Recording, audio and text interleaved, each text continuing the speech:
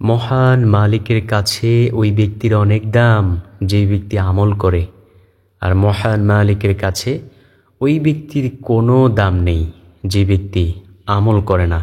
তো প্রিয় দর্শক, আজকে যেহেতু শবে বরাতের রাত, ইনশাআল্লাহ এই রাতে এই 7টি আমল বেশি বেশি করার মতো চেষ্টা করব। আমিও করব, সকলেই করবে ইনশাআল্লাহ। যে আমলগুলো যদি করতে পারেন, আল্লাহ রাব্বুল আলামিন যদি চায় মৃত্যুর পর এই আমলগুলো নাজাতের উসিলা বানিয়ে দিতে পারে ইনশাআল্লাহ। কারণ নবীজি সাল্লাল্লাহু আলাইহি ওয়াসাল্লাম বলেন, কোন দিনের আমল আল্লাহ রাব্বুল আলামিন কবুল করে নেয় এটা কেউই বলতে পারে না। এমন অনেক ব্যক্তি রয়েছে যারা ছোট্ট আমলের কারণে আল্লাহর জান্নাতে চলে গিয়েছে। যেমন নবীজি সাল্লাল্লাহু আলাইহি ওয়াসাল্লাম বলেছেন, আমি যখন মেরাজের মধ্যে গিয়েছি, যখন মেরাজে গেলাম, আমি জান্নাত ভ্রমণ করলাম, ঘুরে ঘুরে জান্নাতকে দেখলাম। আমি দেখলাম জান্নাতের মধ্যে একজন ব্যক্তি আনন্দে ঘুরে বেড়াচ্ছে। আমি জিব্রাইল আলাইহিস সালামকে জিজ্ঞেস করলাম, ও জিব্রাইল, সে এমন কোন আমল করেছে যে আমলের কারণে রব্বুল আলামিন তাকে এমন মর্যাদা, এমন শান মান দিয়েছে? জিব্রাইল আলাইহিস সালাম বলেন, ও নবী, সে দুনিয়ায় বেঁচে থাকা অবস্থায় রাস্তা দিয়ে হাঁটছিল। রাস্তার মধ্যে সে একটা কষ্টদায়ক বস্তু পড়ে থাকতে দেখেছিল, যেটা হইতে পারে একটা খেজুরের ডাল। ওই বস্তুটাকে সে রাস্তা থেকে সরিয়ে দিয়েছিল মানুষের চলাচলে কষ্ট হবে ভেবে। দয়াময় রব্বুল আলামিনের নিকট এই আমলটা এতটাই পছন্দ হয়েছে যে রব্বুল আলামিন এই ছোট্ট আমলের কারণে তাকে এমন শান, এমন মর্যাদা দিয়েছেন। সুবহানাল্লাহ। যার কারণে সে আজকে জান্নাতের মধ্যে এমন আনন্দে ঘুরে বেড়াচ্ছে। আল্লাহু আকবার। তো এই হাদিস থেকে বোঝা যায় কোন দিনের আমল আল্লাহ তাআলা কবুল করে নেয় এটা কেউ বলতে পারে না, এমনকি নবী মুহাম্মদুর রাসূলুল্লাহ সাল্লাল্লাহু আলাইহি ওয়াসাল্লামও বলতে পারে না। তাই এই শবে বরাতের রাতে এই 7টি আমল বেশি বেশি করার মতো চেষ্টা করব ইনশাআল্লাহ। যদি আল্লাহ কবুল করেন তো ইনশাআল্লাহ আল্লাহ আমাদেরকে জান্নাত দান করে দিলেও দিতে পারেন প্রিয় দর্শক। কারণ আল্লাহর জান্নাত আল্লাহ তাআলাকে বলতে থাকে, ও আল্লাহ, আপনার যেই বান্দা, কোনো বান্দা যদি 3 বার জান্নাত চায় আপনি তাকে জান্নাত দিয়ে দিয়েন। সুবহানাল্লাহ। নবী মুহাম্মদ সাল্লাল্লাহু আলাইহি ওয়াসাল্লাম হাদিসের মধ্যে বলেছেন, কোনো ব্যক্তি যদি আল্লাহর কাছে 3 বার জান্নাত চায়, জান্নাত বলতে থাকে, আল্লাহ, আপনি আপনার বান্দা অথবা বান্দিটাকে আমি জান্নাতকে দিয়ে দিয়েন। সুবহানাল্লাহ। তো প্রিয় দর্শক, এই শবে বরাতের রাত সম্পর্কে নবী মুহাম্মদ সাল্লাল্লাহু আলাইহি ওয়াসাল্লাম বলেন, এই শবে বরাতের রাতে আল্লাহ রাব্বুল আলামিন তার কোটি কোটি বান্দাবান্দিকে ক্ষমা করে দিবেন। শুধু ওই সকল বান্দাবান্দিকে ক্ষমা করবেন না যারা জিনার গুনায় লিপ্ত, কুফরির গুনায় লিপ্ত এবং বেবিচারের গুনায় লিপ্ত, শিরকের গুনায় লিপ্ত, সুদের গুনায় লিপ্ত। এমন সংখ্যক বান্দাবান্দিকে ছাড়া আল্লাহ তাআলা অনেক বান্দাবান্দিকে ক্ষমা করে দিবেন। তাই আমরা চাই এই শবে বরাতের রজনীতে ক্ষমা পাইতে ইনশাআল্লাহ। তো চলুন একে একে প্রত্যেকটি আমলের সাথে আপনাদেরকে পরিচয় করিয়ে দেই। 1 নাম্বার যে আমল, সে আমলটি হলো 3 বার বলা রদিতু বিল্লাহি রাব্বা ওয়া বিল ইসলামি দীনা ওয়া বি মুহাম্মাদিন সাল্লাল্লাহু আলাইহি ওয়াসাল্লামা নাবিয়্যা ওয়া রাসূলা। নবী মুহাম্মদ সাল্লাল্লাহু আলাইহি ওয়াসাল্লাম বলেন, ও উম্মত, যে ব্যক্তি বলবে রদিতু বিল্লাহি রাব্বা, অর্থাৎ আমি আল্লাহ তাআলাকে রব হিসেবে, ওয়া বিল ইসলামি দীনা, আমি ইসলামকে ধর্ম হিসেবে, ওয়া বি মুহাম্মাদিন সাল্লাল্লাহু আলাইহি ওয়াসাল্লামা নাবিয়্যা ওয়া রাসূলা, এবং নবী মুহাম্মদ সাল্লাল্লাহু আলাইহি ওয়াসাল্লামকে নবী ও রাসূল হিসেবে পেয়ে সন্তুষ্ট। নবী মুহাম্মদ সাল্লাল্লাহু আলাইহি ওয়াসাল্লাম বলেন, তার জন্য আল্লাহ রাব্বুল আলামিন জান্নাত অবধারিত করে দেবেন। সুবহানাল্লাহ। আল্লাহু আকবার। তো প্রিয় দর্শক, আমিও করার মতো চেষ্টা করব ইনশাআল্লাহ, আপনিও করার মতো চেষ্টা করবেন। কি বলবেন? রদিতু বিল্লাহি রাব্বা ওয়া বিল ইসলামি দীনা ওয়া বি মুহাম্মাদিন সাল্লাল্লাহু আলাইহি ওয়াসাল্লামা নাবিয়্যা ওয়া রাসূলা। কম পক্ষে 3 বার পাঠ করার চেষ্টা করব। এতে রব্বুল আলামিন অনেক বেশি খুশি হয়ে যাবেন ইনশাআল্লাহ। দেখেন, আপনি দুনিয়ায় থাইকা স্বীকৃতি দিলেন যে আপনার রব আল্লাহ, আপনার নবী মুহাম্মদ সাল্লাল্লাহু আলাইহি ওয়াসাল্লাম, আপনার ধর্ম হলো ইসলাম, এই যে স্বীকৃতিটা দিলেন, এই স্বীকৃতি দিলে রব্বুল আলামিন সাথে সাথে ফেরেশতাদের কাছে আমাদের সুনাম করতে থাকেন। সুবহানাল্লাহ, আল্লাহু আকবার। দ্বিতীয় নাম্বার যে আমলের কথা বলবো, সে আমলটি হলো নবী মুহাম্মদ সাল্লাল্লাহু আলাইহি ওয়াসাল্লাম সব সাহাবায়ে কেরামদেরকে বললেন, ও সাহাবায়ে কেরাম শোনো, কোনো ব্যক্তি যদি প্রত্যেক ফরজ সালাতের পর আয়াতুল কুরসি পাঠ করতে পারে, আল্লাহ রব্বুল আলামিন তাকে মৃত্যুর পর সাথে সাথেই জান্নাত দিয়ে দিবেন। সুবহানাল্লাহ। নবীজি সাল্লাল্লাহু আলাইহি ওয়াসাল্লামের হাদিস আবু উমামা রাদিয়াল্লাহু তাআলা আনহু বর্ণনা করেন, তিনি বলেন, আমি নবী মুহাম্মদ সাল্লাল্লাহু আলাইহি ওয়াসাল্লামের জবান মোবারক থেকে শুনেছি যে নবীজি বলেছেন, কোনো ব্যক্তি যদি এই আয়াতুল কুরসি প্রত্যেক ফরজ সালাতের পর পাঠ করে, রব্বুল আলামিন তাকে জান্নাত দান করবেন। সে জান্নাতে যাইতে পারে না, কারণ দুনিয়াতে এখনও তার একটা বাধা রইয়া গেছে, আর সেই বাধাটা হলো মৃত্যু। যখন সে মৃত্যুবরণ করবে, সাথে সাথেই রব্বুল আলামিনের জান্নাতে চলিয়া যাইবে। সুবহানাল্লাহ। তো প্রিয় দর্শক, এই শবে বরাতের রাতে ফরজ সালাতের পর, এশারের ফরজ সালাতের পর আয়াতুল কুরসি পাঠ করব ইনশাআল্লাহ। আয়াতুল কুরসি হলো কোনটা? আয়াতুল কুরসি হলো সূরাতুল বাকারার 255 নং আয়াত। পবিত্র কোরআনুল কারীমের দ্বিতীয় নাম্বার সূরা হলো সূরাতুল বাকারা। এই সূরাতুল বাকারার 255 নং আয়াত হলো আয়াতুল কুরসি। নবীজি সাল্লাল্লাহু আলাইহি ওয়াসাল্লাম আয়াতুল কুরসির ফজিলত সম্পর্কে বলেন, কোনো ব্যক্তি যদি ঘুমানোর বিছানায় যাইয়া আয়াতুল কুরসি পাঠ করে ঘুমায়, সারা রাত একজন রহমতের ফেরেশতা তার সামনে দাঁড়িয়ে থাকে, তাকে পাহারা দেয়, যাতে করে জিন শয়তান ও মানুষ শয়তান তার কোনো ক্ষতি না করতে পারে। সুবহানাল্লাহ। নবীজি সাল্লাল্লাহু আলাইহি ওয়াসাল্লামের আদরের সাহাবী আবু হুরায়রা রাদিয়াল্লাহু তাআলা আনহুকে অভিশপ্ত ইবলিস এই আমলটি শিক্ষা দিয়েছেন। ওই ইবলিস আবু হুরায়রা রাদিয়াল্লাহু তাআলা আনহুকে বলেছেন, ও আবু হুরায়রা শোনো, কোনো ব্যক্তি যদি ঘুমানোর বিছানায় যাইয়া আয়াতুল কুরসি পাঠ করে ঘুমায়, তাহলে তার উপর আর আমার কোনো কর্তৃত্ব থাকে না। আল্লাহু আকবার। তো প্রিয় দর্শক, এই শবে বরাতের রাতে এশারের সালাতের পর ইনশাআল্লাহ আয়াতুল কুরসি পাঠ করার মতো চেষ্টা করব। এতে কি হবে? রব্বুল আলামিন বলে, যদি কোনো ব্যক্তি প্রত্যেক ফরজ সালাতের পর আয়াতুল কুরসি পাঠ করে, তাহলে অবশ্যই আল্লাহ রব্বুল আলামিন তাকে জান্নাত দান করবেন। সুবহানাল্লাহ। অনেকে প্রশ্ন করতে পারেন, এটা কি আল্লাহ তাআলা বলেছেন? প্রিয় দর্শক, আল্লাহর কথাই হলো নবীজির কথা। আল্লাহ তাআলা বলেন, আমার নবী যদি কোনো বানিয়ে কোনো কথা বলতো আমি আল্লাহর কথা ছাড়া ব্যতীত, তাহলে আমি সাথে সাথে নবীজির জিহ্বা মুবারককে টেনে ধরতাম এবং কেচি দিয়ে কাইটা দিতাম। তার মানে হলো নবীজি আল্লাহর কথা ছাড়া কোনো কথাই বলেন নাই। সুবহানাল্লাহ, আল্লাহু আকবার। তৃতীয় নাম্বার যে আমলের কথা বলবো, নবীজি সাল্লাল্লাহু আলাইহি ওয়াসাল্লাম বলেন, ও সাহাবায়ে কেরাম, তোমরা একটু আমার সামনে এগিয়ে আইসা বসো।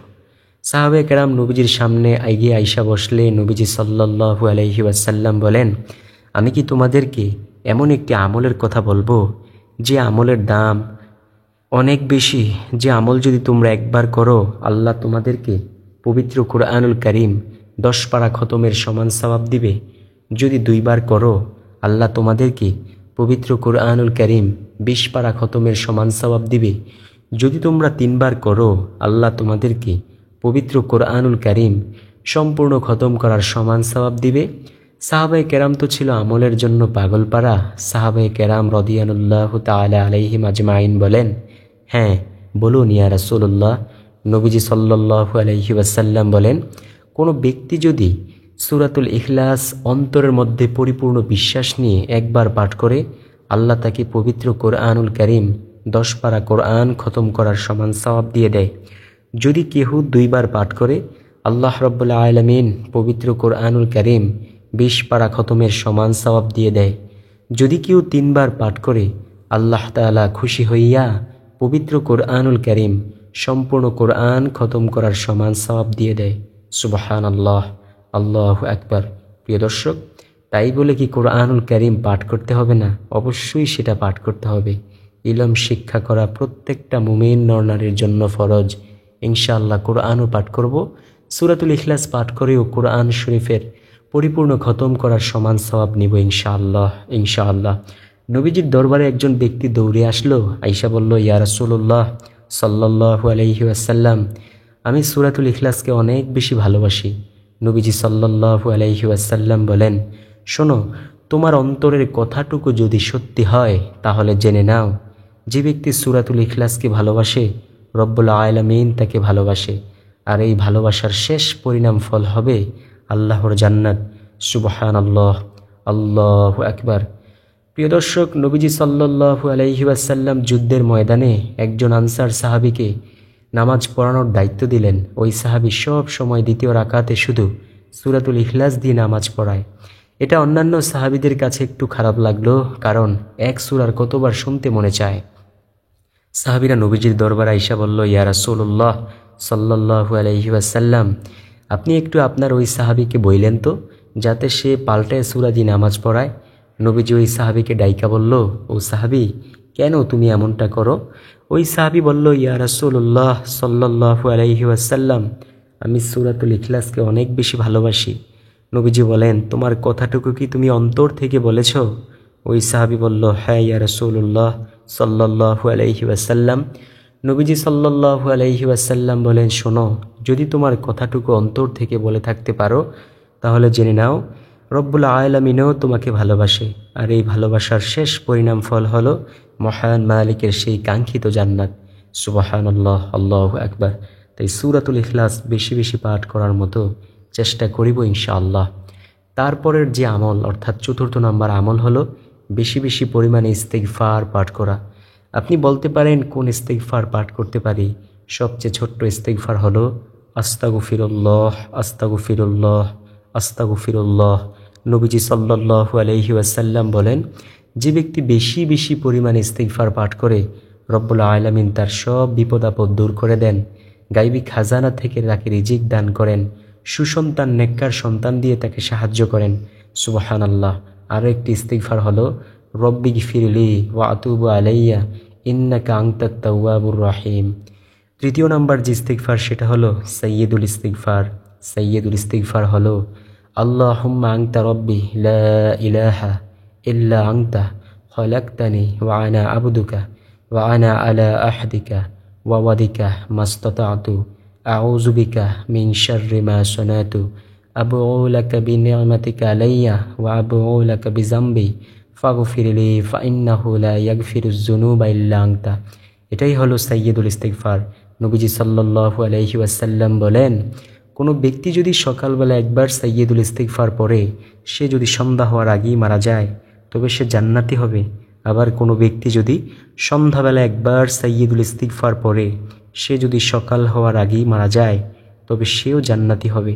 সুবহানাল্লাহ, আল্লাহু আকবার। পঞ্চম নাম্বার যে আমলের কথা বলবো তা হলো বেশি বেশি পরিমাণে সুবহানাল্লাহ বলা। নবীজি সাল্লাল্লাহু আলাইহি ওয়াসাল্লাম বলেন, কোনো ব্যক্তি যদি একবার সুবহানাল্লাহর আওয়াজ দেয়, আল্লাহ রব্বুল আলামিন ৭ আসমান ও ৭ জমিনের মধ্যবর্তী যত ফাঁকা জায়গা রয়েছে সব জায়গাগুলো আল্লাহ নেক দ্বারা পরিপূর্ণ করে দেন। সুবহানাল্লাহ, আল্লাহু আকবার। ষষ্ঠ নাম্বার আমল হলো নবীজি সাল্লাল্লাহু আলাইহি ওয়াসাল্লাম বলেন, অজুর পর তাহিয়াতুল ওযু সালাত আদায় করা মসজিদে আসিয়া। নবীজি যখন মেরাজে গিয়েছেন, জান্নাত ঘুরে ঘুরে দেখলেন, জান্নাতের মধ্যে কার যেন পায়ে হাঁটার আওয়াজ পাইলেন। নবীজি জিজ্ঞেস করলেন, জিব্রাইল, এটা কার পায়ে হাঁটার আওয়াজ? কে এমন ঠক ঠক করে হাঁটছে?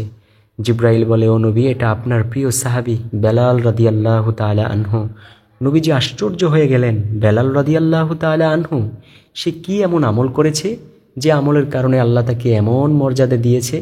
দুনিয়াইতে আইসা জিজ্ঞেস করলেন, ও বেলাল, কি এমন আমল করো যে আমলের কারণে আল্লাহ তোমাকে এমন মর্যাদা দিয়েছেন? বেলাল রাদিয়াল্লাহু তাআলা আনহু বলেন, নবীজি, আমি এই দুনিয়ায় থাইকা যখনই ওযু করে মসজিদে যাই 2 রাকাত তাহিয়াতুল ওযু সালাত আদায় করি। নবীজি বলেন, ও বেলাল, এই তাহিয়াতুল ওযু সালাতের বিনিময়ে আল্লাহ তোমাকে এমন মর্যাদা দিয়েছেন। তাই আমরাও যখন শবে বরাতের রাতে মসজিদে আসিয়া ওযু করিয়া আসব, 2 রাকাত তাহিয়াতুল ওযু সালাত আদায় করব ইনশাআল্লাহ। অথবা মহিলারা ঘরের মধ্যে 2 রাকাত তাহিয়াতুল ওযু সালাত আদায় করিব ইনশাআল্লাহ। এই গেল ষষ্ঠ নাম্বার আমল। আরেকটি আমল রয়েছে, সেটাও বলছি। দেখুন প্রিয় দর্শক, দুনিয়ায় থাইকাই মহান মালিকের কাছে ক্ষমা চাওয়া লাগবে। পরকালীন জিন্দেগিতে যদি যাইয়া হাজারো কোটি বারও ডাক দিই আল্লাহ ক্ষমা করে দাও, আল্লাহ ক্ষমা করবেন না, আল্লাহ একটু তাকাইবেনও না। দুনিয়াতে থাকতে আল্লাহর যত মায়া, আল্লাহর মায়া হচ্ছে 100 ভাগ। আল্লাহ 1 ভাগ মায়াকে সব পশু পাখির মধ্যে, সব সৃষ্টিকুলের মধ্যে ভাগ করে দিয়েছেন, আর 99 ভাগ মায়া রেখেছেন। এই 99 ভাগ মায়ার কেমন কদর হতে পারে? 1 ভাগ মায়া যদি সব সৃষ্টিকুল পাইয়া এত আদর করে সন্তান সন্ততিদের, মানুষকে এত মায়া করে, আর 99 ভাগ মায়ার পাওয়ার কেমন হতে পারে? তাই তো আল্লাহ বলে, বান্দা তুমি যদি 1টা বার আমি আল্লাহকে ডাক দাও, আমি আল্লাহ সেই ডাকের জবাব নেই 70 বার। সুবহানাল্লাহ, আল্লাহু আকবার। প্রিয় দর্শক, ডাকবো তো মহান মালিকের কাছেই, চাইবো তো মহান মালিকের কাছেই, আল্লাহর কাছেই চাইব। দুনিয়ার কোনো মানুষের কাছে চাইয়া কোনো লাভ নাই। দুনিয়ার মানুষ 1 দিন দেবে, 2 দিন দেবে, 3 দিন দেবে, 4র্থ দিন মুখ কালা করে ফেলবে। কিন্তু আল্লাহ তাআলা এমন মহান মালিক, যিনি কখনোই জবান, মুখ মোবারক, আল্লাহর মুখ, কুদরতি মুখ কখনোই কুবর্ণ করেন না। আল্লাহ সব সময় মায়ার চেহারা দিয়ে তাকিয়ে থাকেন, রহমত দিয়ে তাকিয়ে থাকেন, আমার বান্দা কখন জানি আমার কাছে কিছু চায়। ইনশাআল্লাহ রব্বুল আলামিন আমাদেরকে এমন ফজিলত, এমন দান করুক, আমিন। সর্বশেষ নাম্বার আমল হলো, নবীজি সাল্লাল্লাহু আলাইহি ওয়াসাল্লাম বলেন, তোমরা বেশি বেশি পরিমাণে বলো সুবহানাল্লাহিল আযীমি ওয়া বিহামদিহি। সাহাবে কেরাম বলেন, ইয়া রাসূলুল্লাহ, এটা পড়লে কি হবে? নবীজি সাল্লাল্লাহু আলাইহি ওয়াসাল্লাম বলেন, এই বাক্যটার এত দাম যে সমগ্র সৃষ্টিকুলের চাইতেও এই বাক্যটার অধিক দাম। সুবহানাল্লাহ। নবীজি আরও বলেন, কোনো ব্যক্তি যদি দৈনিক 100 বার বলে সুবহানাল্লাহিল আযীমি ওয়া বিহামদিহি, তার গুনাহের পরিমাণ যদি সমুদ্রের ফেনারাশির সমতুল্য হয়ে থাকে, তারপরেও রব্বুল আলামিন সেই গুনাহগুলোকে ক্ষমা করে দেবেন। সুবহানাল্লাহ। তো প্রিয় দর্শক, আশা করছি ভিডিওটি আপনাদের অনেক বেশি উপকারে আসবে। যদি উপকারে এসে থাকে, তাহলে যারা প্রিয়জন রয়েছে তাদের কাছে অবশ্যই ভিডিওটিকে বেশি বেশি পরিমাণে শেয়ার করতে ভুলবেন না। ভালো থাকুন, সুস্থ থাকুন, দেখা হবে, কথা হবে ইনশাল্লাহ পরবর্তী কোনো ভিডিওতে। ততক্ষণ পর্যন্ত চ্যানেলটাকে সাবস্ক্রাইব করিয়া পাশে থাকা বেল আইকনটাও বাজিয়ে দিন, যাতে করে পরবর্তী ভিডিওর নোটিফিকেশন আপনাদের কাছে সর্বপ্রথমে পৌঁছে যায়। আসসালামু আলাইকুম ওয়া